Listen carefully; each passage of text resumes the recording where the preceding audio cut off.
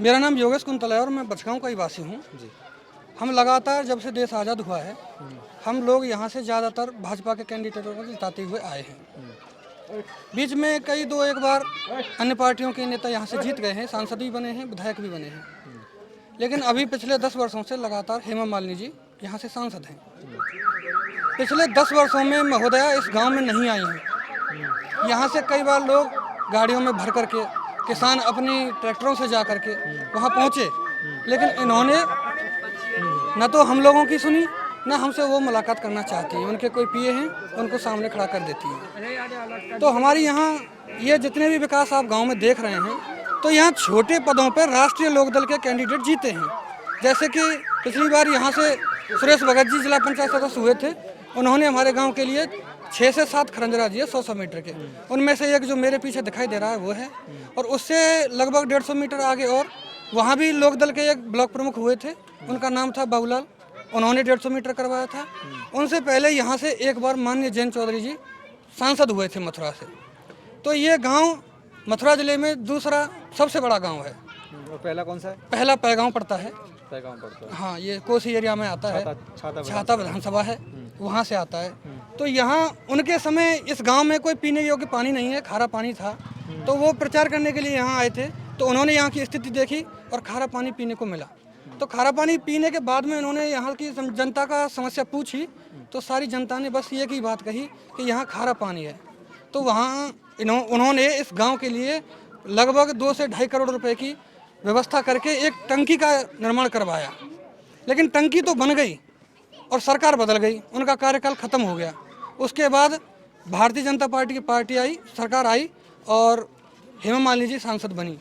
वो टंकी आज तक ना तो शुरू हुई है, न पानी चला है, ना कोई व्यवस्था हुई है, एग्जीक्यूट नहीं हो पाया प्लान जी।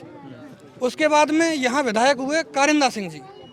इस गांव में उन्होंने आज तक 37 मीटर का खरंजरा कराया है, वो भी हमारे गांव के एक मंदिर के लिए। 37 मीटर 37 ओनली। जनता के लिए उन्होंने कोई विकास कार्य नहीं कराया।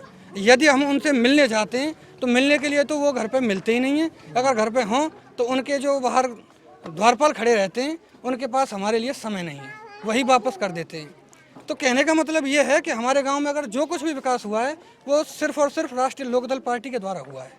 आप राष्ट्रीय लोकदल पार्टी से जुड़े हुए हैं? मैं सेवक हूँ, उसका जुड़ा हुआ कहाँ हूँ, कुछ नहीं।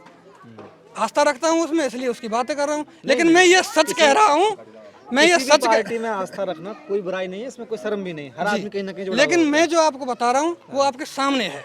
ऐसा नहीं है कि मैं उसमें आस्था रखता हूँ तो मैं ऐसे ही किसी चीज़ के लिए कह रहा हूँ। यहाँ सिवाय राष्ट्रीय लोकदल के अलावा अन्य किसी पार्टियों ने कुछ नहीं कहा।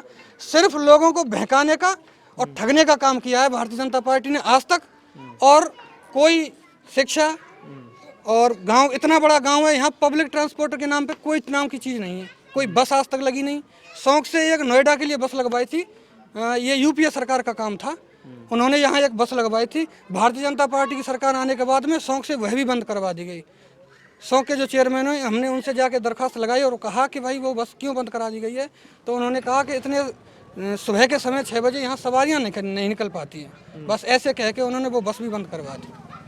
भारतीय जनता बहुत सारी सवारियाँ निकलती हैं। यहाँ के ज़्यादातर युवा जो गुड़गांव की तरफ नौकरी करने जाते हैं, जो सरकारी नौकरी से वंचित हैं, वो प्राइवेट नौकरियों की तरफ जो रुख किया है, उन लोगों के लिए नोएडा की तरफ यहाँ से रुख किया है। तो नोएडा के लिए यहाँ से एकमात्र साधन था जो कि शौक से बस जाया करती थी, आज वह भी बंद है।